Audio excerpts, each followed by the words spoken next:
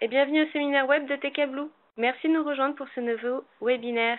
Souvent rencontrant des entreprises, chargeurs ou transporteurs, on nous pose des questions sur la solution TKBlue, ses services et ses bénéfices. Ces webinaires ont pour but justement de vous apporter des réponses ciblées sans prendre trop de votre temps. Aujourd'hui, avec nous, donc 4 intervenants: Nicolas Darfeuille, directeur des opérations, Christophe Infray, directeur marketing et développement international, Raphaël Joubin, assistant chef de projet, et moi-même, Marcia Sunsao, responsable communication. Bonjour Marcia et merci d'organiser ces rencontres. Je m'appelle Nicolas Darfeuille et je suis directeur des opérations TKBlue. Tout d'abord, un mot pour ceux qui nous découvrent aujourd'hui.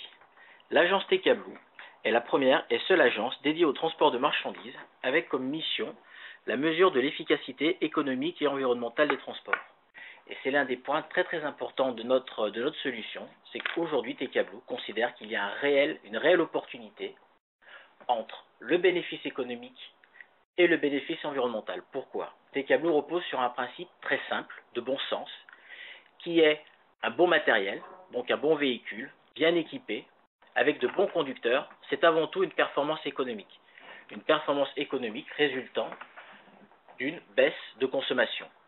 C'est également, pour les clients donneurs d'ordre de ces prestataires de transport, et pour le transporteur en même temps, une qualité et une sécurité des livraisons. On est toujours plus rassuré devant l'efficacité d'un bon véhicule bien conduit, équipé d'un GPS ou autre, qu'un véhicule plus ancien avec un conducteur équipé d'une carte Michelin. Encore une fois, c'est du bon sens. Mais on verra que TKBlue mesure justement ce bon sens. Et, cerise sur le gâteau, c'est également une meilleure performance environnementale. On ne va pas revenir sur le fait qu'un Euro 5 ou un Euro 6, de par ses filtres à particules par exemple, émet moins de pollution, de particules, de NOx, de SOx qu'un véhicule plus ancien qui ne serait pas équipé de ces différents types de technologies. Aujourd'hui, TKBlue, c'est déjà plus de 50 entreprises, chargeurs qui nous font confiance. Des entreprises de différents secteurs. On va retrouver les secteurs par exemple de la distribution, de l'agroalimentaire, du ciment, de l'industrie. Donc TKBlue est riche d'une multitude de typologies de clients et donc avec une multitude de différents transporteurs et secteurs d'activité. Les services TKBlue sont déclinés en deux familles. Les services aux chargeurs, dits de notation, et les services aux transporteurs, dits de labellisation. D'habitude, lors de nos webinaires, nous abordons un ou deux sujets. Chaque sujet sera d'abord abordé à haut niveau avec une explication simple, destinée à votre initiation ou à rafraîchir les esprits. Cela prend environ 5 à 10 minutes. Dans un second temps, nous approfondirons le même sujet avec des cas d'usage empruntés à nos clients ou en expliquant la méthodologie. Cette seconde partie est destinée à vous donner une véritable expertise et des idées d'application des services TKBlue dans votre entreprise. Aujourd'hui, un seul sujet: comment utiliser les indicateurs TKBlue dans le cadre de vos appels d'offres d'achat de transport. Merci Nicolas. Donc je vous propose d'utiliser l'outil chat en haut de la page pour poser vos questions au fur et à mesure de la présentation et nous y répondrons à la fin de chaque présentation. N'hésitez pas à indiquer votre nom et prénom. Donc on commence tout de suite par le focus transport achat avec Christophe. Merci Marcia.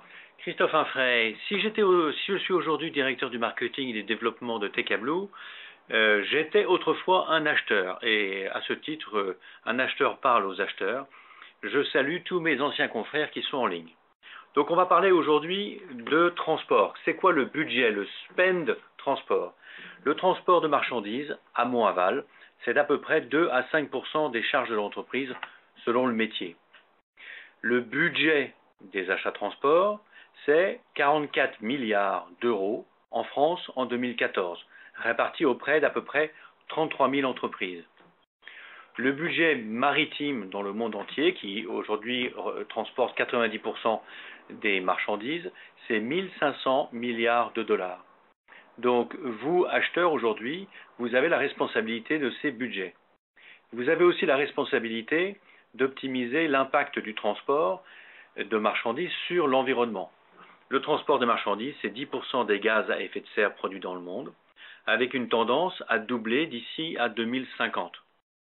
En fait, nos gouvernements et nos entreprises se sont engagés dans le cadre de la COP 21 à réduire la tendance d'augmentation de la température de la planète et de limiter cette augmentation à 2 degrés d'ici à 2050.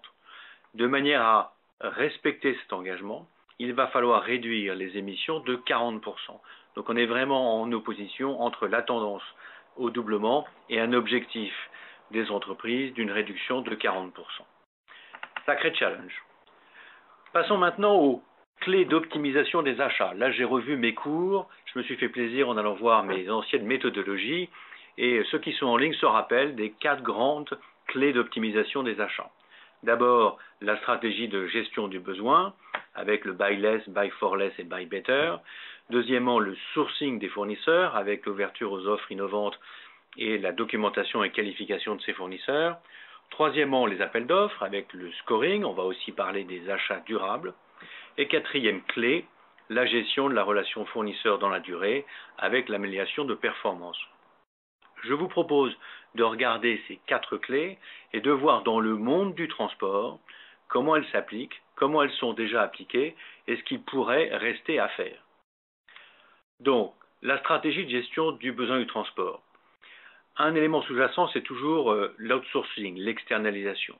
Aujourd'hui, 80% du volume des transports de marchandises en France est réalisé par des entreprises pour le compte d'autrui. On est donc dans un marché qui est extrêmement externalisé. Comment faire du buy less? C'est-à-dire buy less, c'est acheter moins quantitativement. Déjà, de nombreuses techniques ont été mises en place sur l'optimisation des itinéraires, avec les bourses de frais pour éviter le trajet à vide, avec des réductions de trajet, des réductions de distance et de la massification. On peut dire que sur buy less, les progrès ont été déjà réalisés. Le buy for less, c'est-à-dire acheter moins cher. Depuis plusieurs décennies, vous savez qu'il y a une forte pression sur les prix, qu'aujourd'hui on rencontre de nombreuses offres low cost, que lié à cela, la part des transporteurs étrangers dans le transport en France est importante, puisque par exemple, dans le transport routier, elle est aujourd'hui à 38% et plus, comparée à 22% en 1995. Les bourses de fret continuent à contribuer à cette pression sur les prix, et les acheteurs ont déjà mis en concurrence, non pas l'ensemble de leur portefeuille transport, mais aussi chacune des routes, en mettant en concurrence route par route et en allouant les marchés route par route. Donc des choses très, je dirais, matures et avancées. Parlons enfin du buy better, c'est-à-dire acheter plus intelligemment. Encore une fois, les techniques sont mises en place. Aujourd'hui, de nombreux chargeurs et transporteurs proposent des trajets multimodaux. Les équipements sont riches avec des GPS, du tracking en temps réel, des routiers Euro 6, des boîtes robotisées, de l'éco-conduite pour ne citer que le routier, mais on trouvera à peu près des choses équivalentes dans le transport maritime et un peu dans l'aérien. Donc on peut dire que sur la stratégie de gestion du besoin de transport, les hommes du métier et les femmes du métier ont déjà énormément progressé et il reste assez peu à tirer de ce côté-là. Deuxième clé d'optimisation et transport, le sourcing des fournisseurs transport. Ça, c'est plus difficile parce qu'aujourd'hui, il y existe un univers complexe avec de très nombreux acteurs et de nombreuses sous-traitances en cascade qui ne rendent pas facile le métier de l'acheteur. Par exemple, aujourd'hui, dans le transport routier, en Europe, il existe plus de 600 000 entreprises. Extrêmement difficile de gérer un tel panel de fournisseurs. De plus, on connaît le poids fort de certains gros opérateurs, à la fois dans le routier et dans le maritime, qui ne facilitent pas la tâche des achats.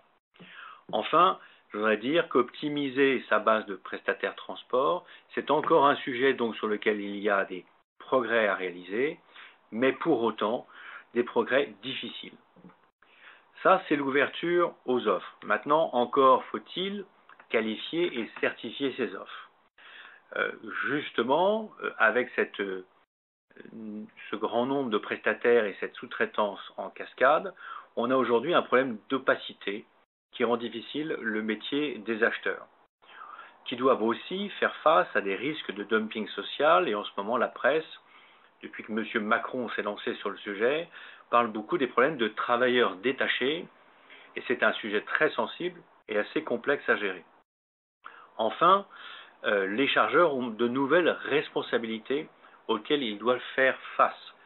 Des responsabilités sur le suivi et les habilitations sociales et fiscales, des responsabilités sur l'information CO2. Bien sûr, il faut une information CO2, mais elle doit être conforme à la réglementation. Donc, il ne suffit pas de sortir 1 gramme de CO2 pour être conforme à la réglementation. Il faut encore avoir une méthodologie, des outils qui soient certifiés.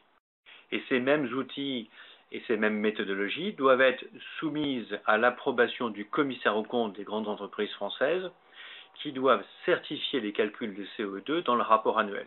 Donc on voit ici, sur le sourcing des transporteurs, un challenge important dû à la diversité et à la sous-traitance et un challenge additionnel dû aux réglementations qui deviennent de plus en plus complexes. Un point sur lequel il reste encore des progrès à réaliser.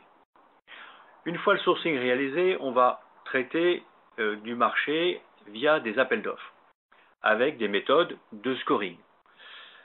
Le scoring quantitatif, le scoring de prix, tout le monde le connaît, c'est très riche dans le transport parce qu'il y a beaucoup de routes point à point et ça fait des grilles de tarifs assez riches. Mais ça, tout le monde aujourd'hui à peu près le gère proprement. La question est de savoir, est-ce que les acheteurs ont mis des critères qualitatifs supplémentaires qui permettent par exemple de distinguer 2 transporteurs à prix égal sur les aspects qualitatifs. Est-ce que les acheteurs ont rajouté un indicateur objectif et reconnu qui permet d'évaluer la réalité des ressources véritablement mises à disposition par les transporteurs. Aussi, on voit aujourd'hui une inversion sur la position habituelle de force des donneurs d'ordre, puisqu'on voit aujourd'hui une tension qui arrive sur le marché, et donc ce qui était un scoring autrefois n'est pas forcément le scoring des années à venir, avec des évolutions de prix qui pourraient être importantes dans les années à venir. Troisièmement, c'est une chose de négocier un bon prix lors de l'appel d'offres, faut-il encore que ce bon prix soit le prix facturé au mois le mois pendant les opérations. Donc, comment aujourd'hui les acheteurs envisagent le contrôle de cohérence des coûts entre la facturation et le contrat négocié.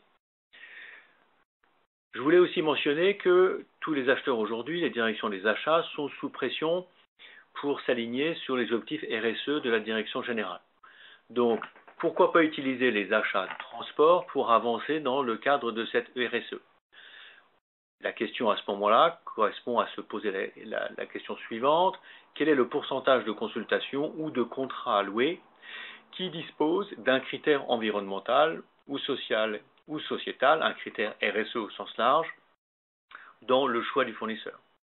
Quel est le pourcentage des fournisseurs sélectionnés qui a donné lieu à un audit RSE?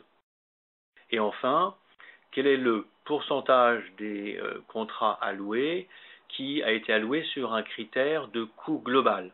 Coût global, je vous rappelle, c'est pas que le prix, c'est aussi le prix, les coûts additionnels qu'on appelle total cost of ownership, donc coût total de possession, mais aussi les externalités sur la société.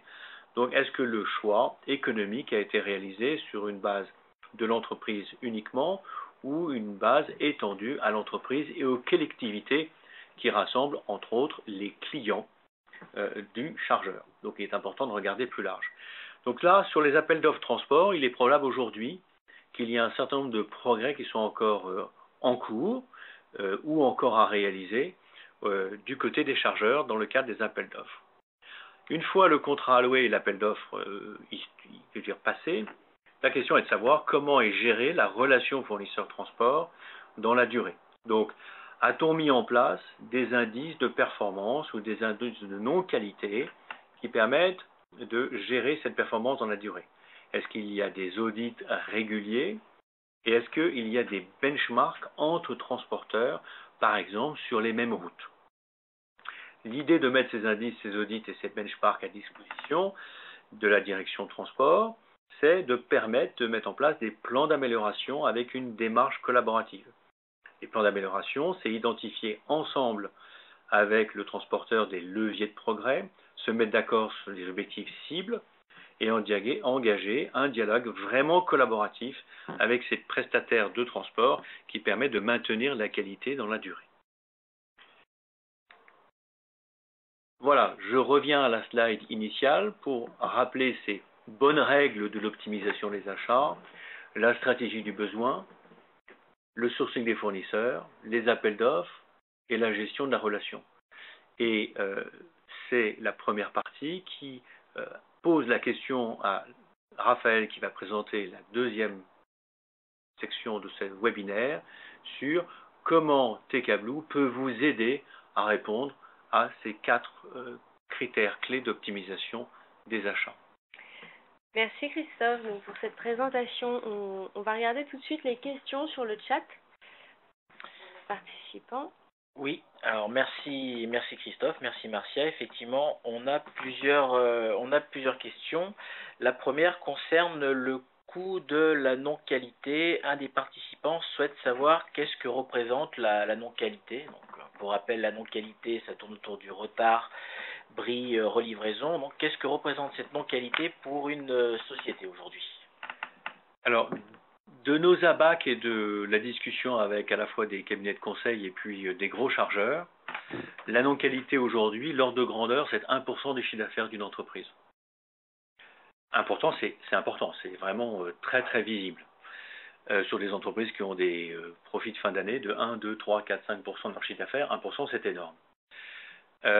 Maintenant, tout n'est pas dû au transport. Il faut savoir donner, je dirais, aussi la part, l'informatique, les ressources humaines, enfin, il y a différents sujets.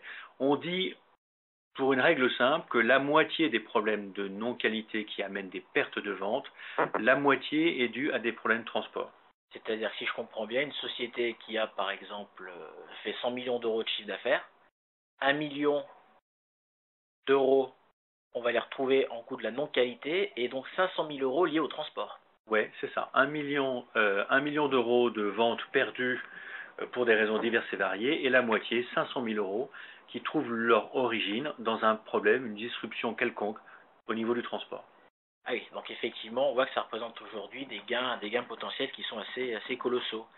Merci Christophe. Une autre question d'un de nos participants qui dit comment trouver un transporteur éco-responsable. Alors aujourd'hui, c'est vrai que quand on regarde sur Internet, quand on regarde les sites internet des entreprises, tout le monde lave plus blanc que blanc. Tout le monde est éco-responsable, tout le monde a une politique RSE.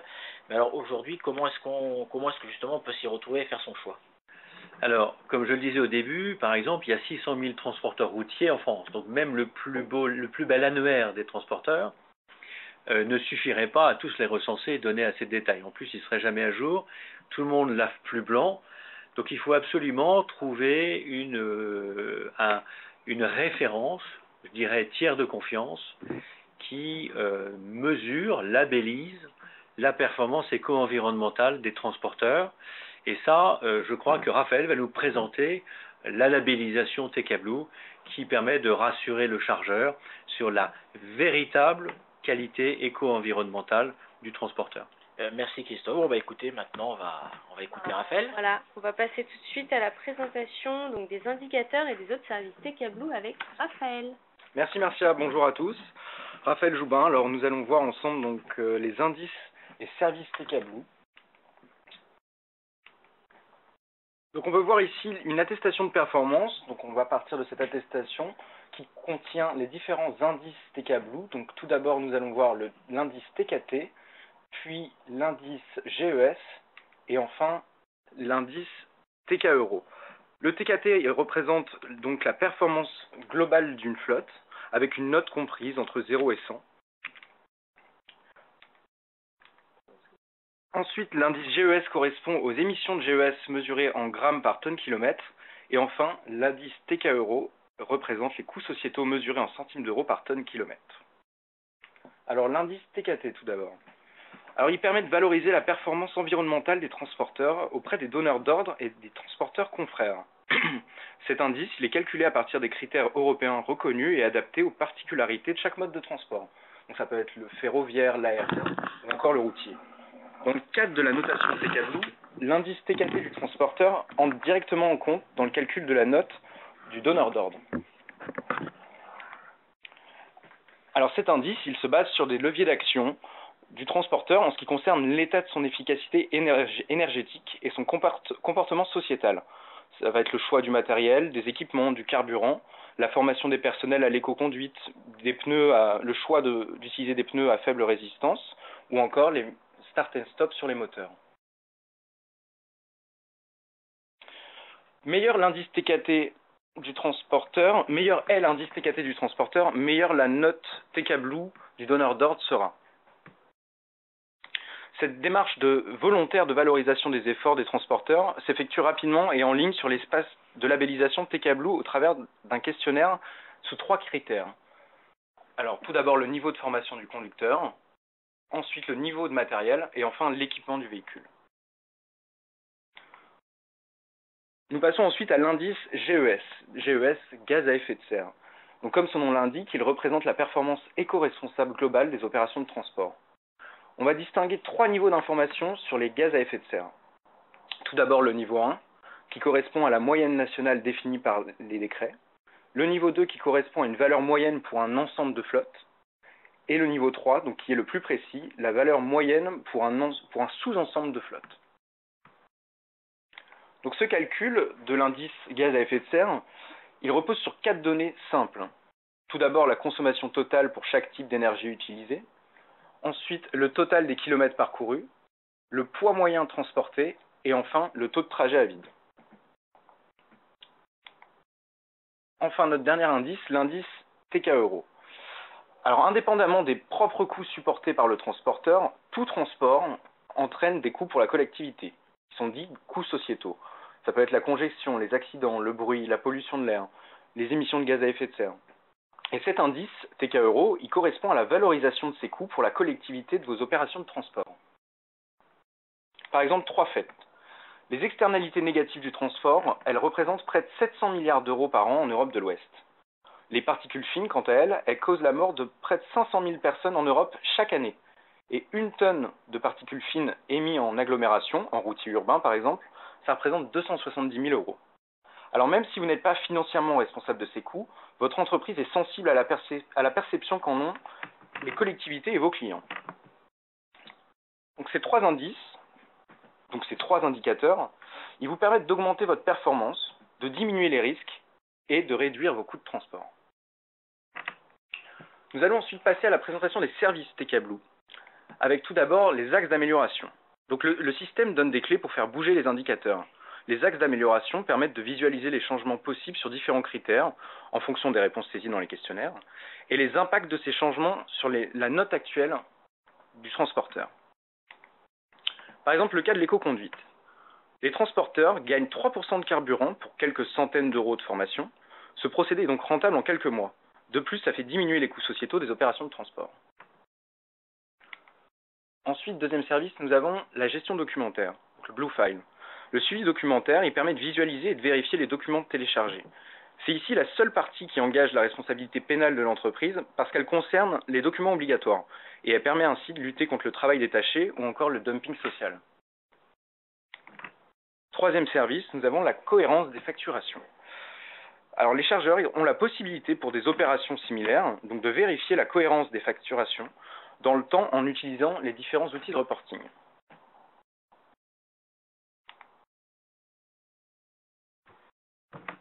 Merci Raphaël.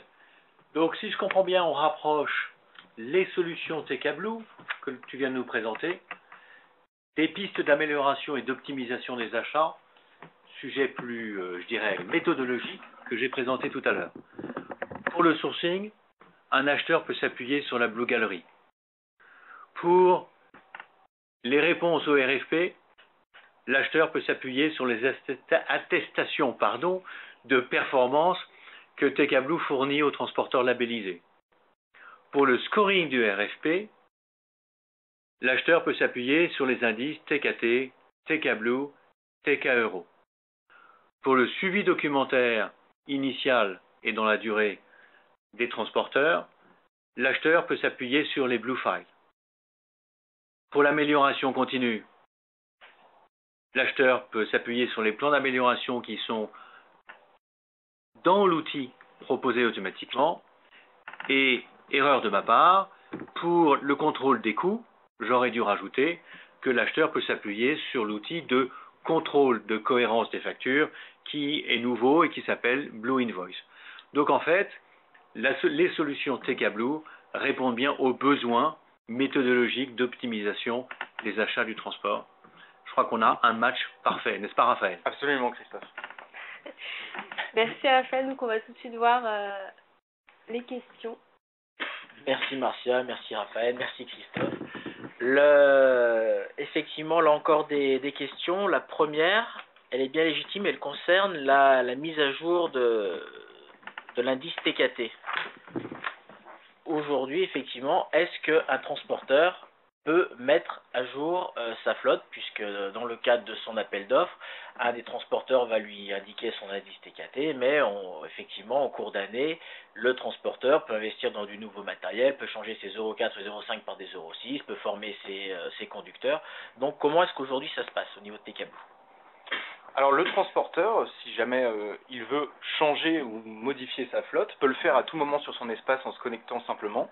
Et après, donc, il pourra donc modifier la flotte déjà déclarée ou tout simplement en créer une nouvelle selon son choix et s'il veut juste modifier certains critères ou créer une toute nouvelle flotte. Et ceci sans coût. Sans coût et sans limite, absolument. Il peut en créer ou en modifier autant qu'il le souhaite.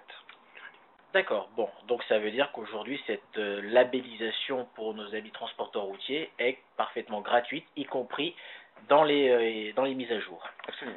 Très bien, une autre question concerne la partie gaz à effet de serre, qui effectivement, comme chacun sait, est quelque chose qui aujourd'hui est obligatoire, c'est-à-dire que tout transporteur routier, à la demande de son client donneur d'ordre, doit fournir une information CO2.